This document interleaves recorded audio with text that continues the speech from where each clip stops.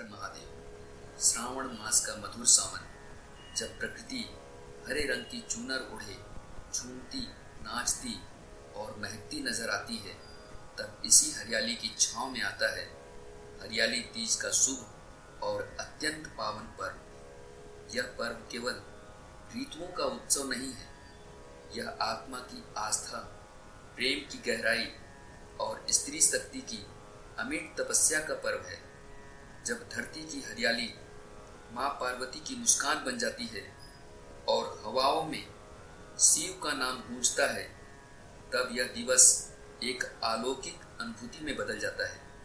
यह वह दिन है जब स्त्रियां माँ पार्वती की तरह संकल्प लेती हैं, संपूर्ण प्रेम, निश्चल समर्पण और तपस्या से अपने जीवन को पवित्र और पूज्य बनाने का। हरियाली तीज वह कथा है जिसमें केवल व्रत नहीं, एक देवी का जीवन छिपा है, जिसमें केवल श्रृंगार नहीं, एक स्त्री की चेतना छिपी है, और जिसमें केवल विवाह नहीं, सृष्टि के संतुलन की मूल चेतना छिपी है। अब चलिए इस दिव्य कथा में प्रवेश करते हैं। 5 भागों में बटी इस कथा में, जहां हर भाग अपने आप में एक तीर्थ है, एक अनुभव है।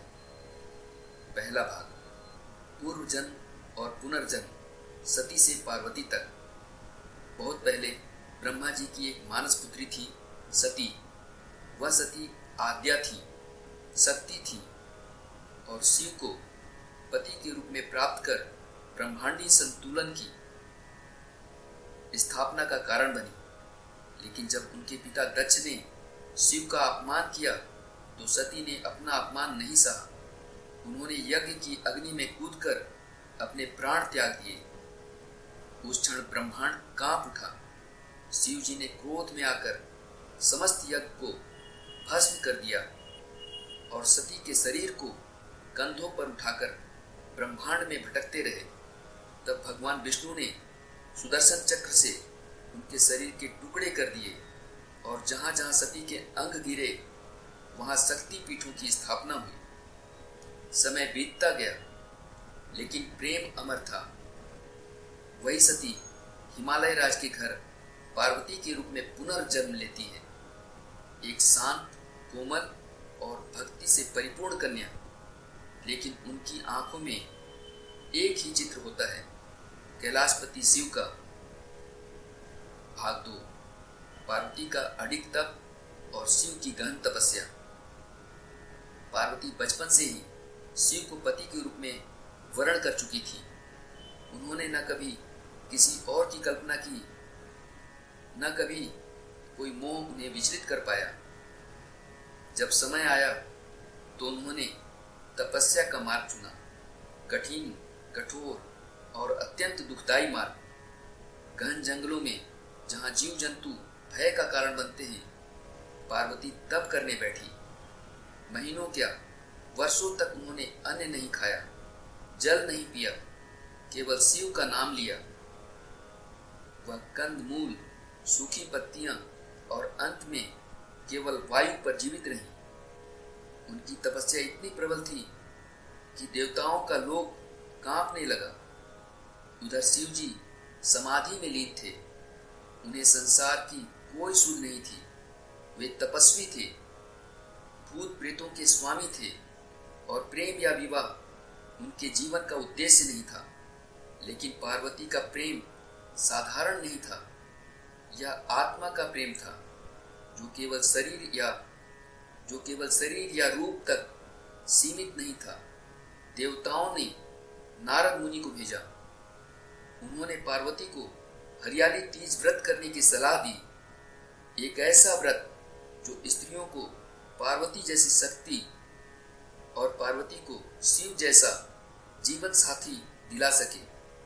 पार्वती ने निर्जल व्रत रखा, श्रृंगार किया और संकल्प लिया, यदि मेरा प्रेम सत्य है तो शिव मुझे स्वीकार करे। शिव ने परीक्षा ली। एक ब्राह्मण का रूप लेकर वे पार्वती के पास गए और बोले, क्यों तुम शिव को चाहती हो? वे तो शमशानवासी हैं, मुंडमालधारी हैं, भूतों के स्वामी हैं।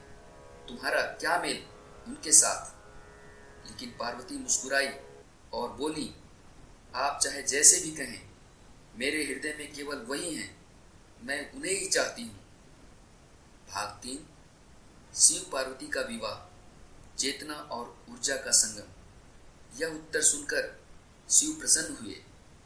उन्होंने अपना वास्तविक स्वरूप प्रकट किया और पार्वती के सामने आए, शांत, दिव्य, करुणामय। उन्होंने कहा, तुम केवल प्रेम की प्रतीक नहीं, तुम मेरी शक्ति हो।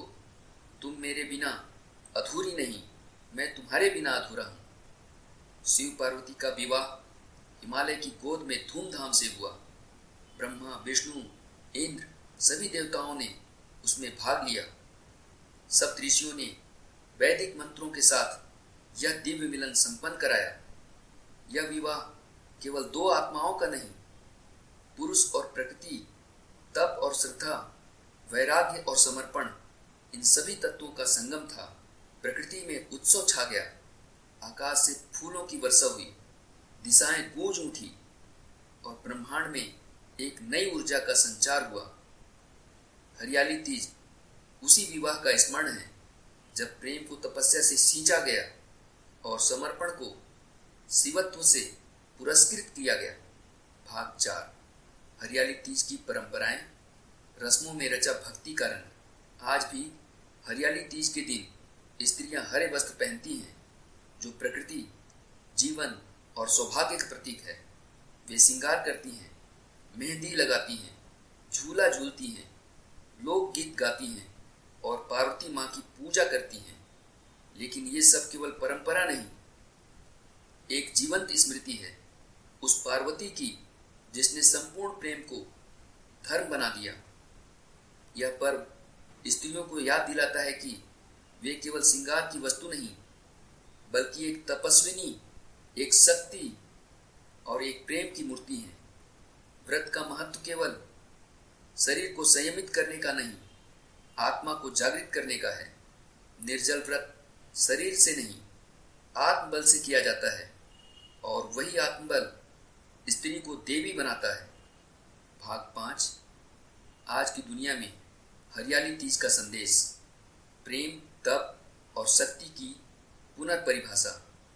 आज के भौतिक युग में जब रिश्ते स्वार्थ में बदलते जा रहे हैं, जब प्रेम केवल दिखावा बन रहा है, तब हरियाली तीज हमें याद दिलाती है कि प्रेम सच्चा तब होता है जब उसमें त्याग हो, तप हो और धैर्य हो। पार्वती ने 131 जन्म लिए, लेकिन संकल्प नहीं बदला। उन्होंने 1000 वर्षों तक तप किया, लेकिन विश्वास नहीं डगमगाया। आज यदि कोई स्त्री यह व्रत करती है, तो वह केवल अपने पति के लिए नहीं, बल्कि अपने आत्मबल, अपनी श्रद्धा और अपनी शक्ति के लिए करती है। हरियाली तीज हमें सिखाता है कि जीवन में हर कठिन तपस्या के बाद हरियाली आती है, हर अंधकार के बाद प्रकाश आता है और हर सच्चे प्रेम के बाद शिव जैसा वर आता है। यदि यह कथा आपके हृदय को छू गई हो, तो इसे केवल सुनकर मत छोड़िए, इसे जीने का प्रयास कीजिए। अपने जीवन में पार्वती जैसा प्रेम, शिव जैसा संयम और हरियाली तीज जैसा विश्वास लाने का प्रयास कीजिए। हर हर महादेव। जय मां पार्वती।